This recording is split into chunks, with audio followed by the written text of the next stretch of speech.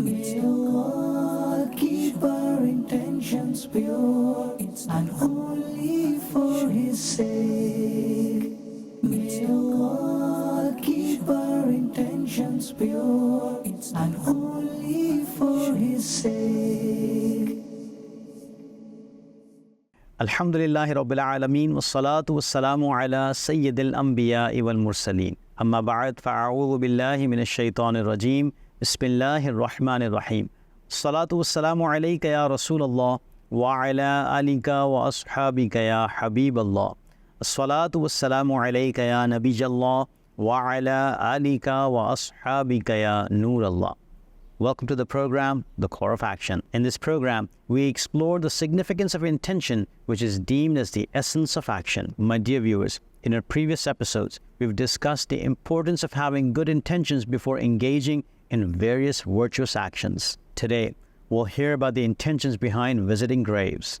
Before we start our topic, let's take a moment to learn about the virtues of reciting durood upon the Holy Prophet, Sayyidina Muhammad sallallahu alayhi wa alihi wasallam. Sayyidina Abu Darda radiyallahu anhu narrated that the Holy Prophet sallallahu alayhi wa alihi wasallam said, "On Fridays, recite durood upon me in abundance, because it is known as Yawm Mashhud, meaning the day of angels visit my court. On this special day, angels in particular come to my court. Whenever someone sends durood upon me, their durood is promptly presented to me even before they complete it." Sayyidina Abu Darda radiyallahu anhu states, "I asked, Ya Rasulullah sallallahu alayhi wa alihi wasallam, what will happen after your passing?" The Holy Prophet sallallahu alayhi wa alihi wasallam replied, "Even after my passing, it will be presented in the same way, because Allah Almighty has prohibited the earth from consuming the bodies of prophets. Hence, the Prophet of Allah Almighty remains alive and is provided sustenance as well." Subhanallah. Sallu ala al-Habib sallallahu ala Muhammad sallallahu alayhi wa alihi wasallam. My dear viewers, while we are alive, we have the opportunity to engage in acts of obedience to Allah Almighty. However, once we depart from this world, our opportunities to perform such actions come to an end. Hence, among the teachings of the Holy Prophet sallallahu alayhi wa alihi wasallam is the advice to take advantage of life before death. He sallallahu alayhi wa alihi wasallam urged us to make the most of the time that Allah Almighty has bestowed upon us. We should also dedicate ourselves to performing righteous deeds. During our lifetime, we should strive to accumulate as many good deeds as possible. Everyone acknowledges that life is a tremendous blessing from Allah Almighty. To ensure a blissful afterlife, it is crucial to engage in good deeds, obey Allah's command, and follow the example set by the Holy Prophet, Sayyidina Muhammad sallallahu alayhi wa alihi wasallam. These actions serve as a pathway to ease and salvation in the hereafter. When alive, individuals should continuously strive to perform righteous acts. However, upon death, one's ability to accumulate good deeds ceases, except for ongoing acts of charity which continue to yield rewards. Among the provisions that benefit a person in the grave is the Isali Sawab done for him after his passing. After death, individuals rely on rewards set by their families, relatives, and friends. Moreover, the soul of the deceased finds solace when loved ones visit their graves. Though the soul departs from body at death, it remains ever alive. Visiting the graves of departed loved ones is a practice supported by the Holy Prophet sallallahu alaihi wasallam's own actions. He sallallahu alaihi wasallam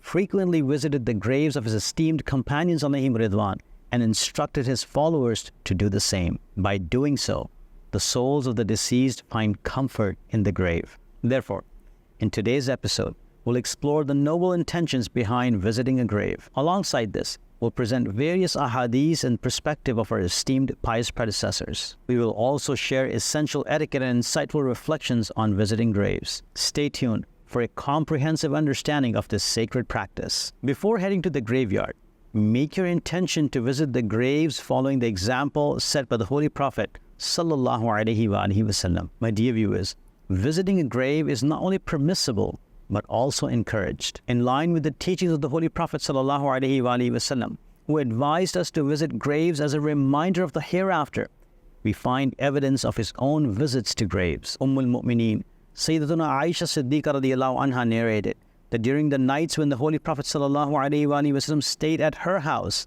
he would often visit the graveyard of Baqi at the end of the night. There, he would address the deceased saying, "O Muslims in this abode, may peace be upon you. The thing that was promised to you has reached you. You will get it soon. And if Allah Almighty wills, we will also join you. O Allah Almighty, forgive the people of Baqi Gharqad." Furthermore, the Holy Prophet ﷺ would also visit the graves of his uncle Sayyidina Hamza radiallahu anhu and the martyrs of Badr. This proves that visiting grave is not only permissible, but was also practiced by the Prophet ﷺ himself. Therefore, when you visit graves, intend to follow the example of the Holy Prophet ﷺ. As Muslims, we have to imitate the actions of the Holy Prophet ﷺ, and visiting graves is one of those actions. By visiting graves with the intention of following the Prophet's Sunnah, you will earn blessings and rewards. May Allah Almighty enable us to learn and implement the Sunnah of the Holy Prophet ﷺ into our daily lives. Ameen bijahin Nabil Kareem ﷺ. Before heading to the graveyard, make your intention to visit the graves of your loved ones and fellow Muslims. My dear viewers, when you visit a graveyard, including the graves of your loved ones and fellow Muslims, recite the Holy Quran or Durood and send their rewards and supplicate for their forgiveness. This act provides solace to the departed souls in their graves. Basically, Isal Sawab entails performing a virtuous act such as reciting chapters from the Holy Quran or Durood and then supplicating, "O Allah Almighty, bestow the rewards of this deed upon so-and-so or all Muslims." This is what Isal Sawab means. Now the question arises, what benefit do our departed loved ones derive from our supplications and acts of charity? In this regard, there is a hadith narrated by Sayyidina Anas ibn Malik radiallahu anhu, wherein the benefit of Isal Thawab is stated. Sayyidina Anas radiallahu anhu asked the Holy Prophet ﷺ, "We supplicate for our deceased and give charity and perform Hajj on their behalf. Does its reward reach them?" The Holy Prophet ﷺ replied, "Its reward indeed reaches them, and they rejoice in it, just as one of you rejoices in receiving a gift." Subhanallah. My dear viewers, it is important to remember that supplicating for someone is a great form of support. Not only does it bring goodness to the person for whom supplication is made and to whom reward is sent, but it also brings great reward to the person offering supplication. As mentioned in the narration, whoever seeks forgiveness for Muslim men and Muslim women, Allah Almighty will write for him a good deed equaling to the number of every Muslim man and Muslim woman. Therefore, it is important to supplicate for the forgiveness of both of your living relatives and your deceased loved ones. By doing so, you can gain the blessings mentioned in this hadith. Surely, sending the reward to the deceased carries its own blessings. While we are alive, we have the opportunity to earn rewards through our good deeds. However, those who have passed away can no longer perform such deeds. They rely on our supplications and the reward of virtues we send to them. How fortunate are those who leave behind children who remember to supplicate for them. Unfortunately, in today's world, many people are unaware of how to make supplications or send the reward of good deeds to their departed loved ones. During sacred nights, Eid celebration, and other special occasions, we should remember our departed loved ones. Alongside reciting the Holy Quran and sending reward on their behalf, visit their graves and give charity in the name of Allah Almighty. By doing so, we not only receive blessings, but also extend blessings to those who have passed away. Before heading to the graveyard, make the intention to visit graves to gain a lesson and contemplate the hereafter. My dear viewers, when visiting graves, there's a profound lesson to be learned. It is a reminder that every soul will eventually meet its end. Those resting in these graves were once amongst us, but death claimed them away swiftly. Their journey serves as a stark reminder of our own mortality. As we stand by these graves, we're compelled to reflect on our own lives, reconsider our actions, and strive to be better. The Prophet ﷺ once said, "I used to forbid you from visiting graves, but now I encourage it, for it softens the heart, brings tears to the eyes, and reminds us of the hereafter." Therefore, it is important to contemplate our eventual journey to the grave and the hereafter. By visiting the graves of fellow Muslims, we can reflect on our own preparations for the afterlife and offer comfort by sending them rewards. May Allah Almighty make our passage to the eternal realm smooth and grant us His boundless mercy. Ameen. Bijahin Nabil Kareem sallallahu alayhi wa alihi wasallam. Before heading to the graveyard, set your intention to recite the Holy Quran to send the reward to the deceased. My dear viewers, it is important to recognize that the mercy of Allah Almighty descends wherever the Holy Quran is recited. So when you visit graves, also intend to recite the Holy Quran. Reciting the Holy Quran is an act of giving reward, not only for ourselves, but also for the deceased. When we send the reward of this recitation to those resting in graves, their souls find solace and happiness in it. My dear viewers, the more you recite from the Holy Quran during your visit, the greater the benefits you'll receive. However, at the very least, make sure to recite Surah Al-Fatiha and Surah Al-Ikhlas. These chapters hold immense significance. According to a hadith narrated by the Holy Prophet ﷺ, the person who visits a graveyard and recites Surah Al-Fatiha, Surah Al-Ikhlas, and Surah Al-Takathur,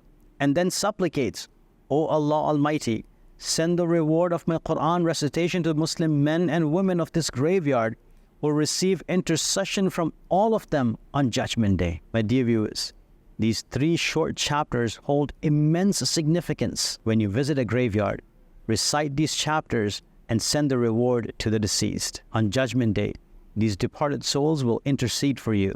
And therefore, whenever you have the opportunity to visit a graveyard, recite these chapters to send the reward to fellow Muslims. My dear viewers, parents hold a revered status in Islam, deserving of utmost gratitude of their tireless effort in shaping our lives. The father diligently guides his children, while the mother selflessly sacrifices and nurtures them through various challenges. Their contributions are immeasurable. Islam mandates serving and honoring them in this life and even after their passing. The Holy Prophet ﷺ emphasized the importance of visiting the graves of parents, stating that the one who visits the grave of both parents or either one of them on Friday will attain forgiveness from Allah Almighty, and such a person will be regarded as one who treats their parents with kindness and respect. Here, Friday refers to Friday itself or entire week. It is recommended to visit the graves of parents every Friday. If visiting is not possible, one should send them the reward of virtues every Friday. Therefore, for those whose parents are no longer alive, it is advisable to visit their graves once a week, recite the Holy Quran, and send them the reward. By doing so, Allah Almighty will grant them its reward and will also serve as a source of solace and comfort for the deceased. Before heading to the graveyard, intend to follow the etiquettes of visiting a grave. My dear viewers, it is essential to carry out every action in accordance with the proper protocol. In Islam, the etiquette and principles for every deed are clearly charted. Whenever we have the opportunity to pay a visit to a graveyard, it is important to observe these etiquettes. Let's hear about some of the manners of visiting a grave. When heading to visit a shrine or a grave, avoid engaging in idle talk along the way. Upon arrival at the graveyard, greet the deceased with the following words: Assalamu alaikum ya ahl al-qubur, yaghfirullahu lana wa lakum, antum salafuna wa nahnu bil athar, which means, peace be upon you, O dwellers of the grave. May Allah Almighty forgive both you and us. You have gone ahead, and we are to follow. Avoid kissing or touching the grave. Instead, maintain some distance from it. This is especially important when visiting a shrine. Refrain from kissing the grave and stand at a respectful distance. Stepping or sleeping on a grave is disrespectful and can cause discomfort to the deceased. Therefore, refrain from stepping on, treading on, sitting on, or leaning against a grave. If you have to pass over a grave to reach your parents' grave, offer Fatiha while standing at a distance, as stepping on a Muslim's grave is considered forbidden. Avoid lighting candles on graves as it is disrespectful and causes discomfort to the deceased. However, if there's an empty spot nearby that wasn't previously a grave, you may place a candle there. To discover more about the virtues and etiquettes of visiting a graveyard, you can read the booklet written by Amir of Ahl Sunnah, Shaykh Ilyas Qadri Damat Barakatum Al-Aliyah, titled 25 Tales of the Graveyard. May Allah Almighty grant us the ability to consistently send reward of virtues to our departed loved ones. May we make a sincere intention whenever we visit a grave. May Allah Almighty enable us to visit a graveyard in accordance with Islamic teachings. Ameen. Bijahin Nabil Kareem sallallahu alayhi wa alihi wa sallam. Sallu ala al-Habib sallallahu ala Muhammad sallallahu alayhi wa alihi wa sallam. May Allah keep our intentions pure and only for His sake. May Allah keep our intentions pure and only for His sake.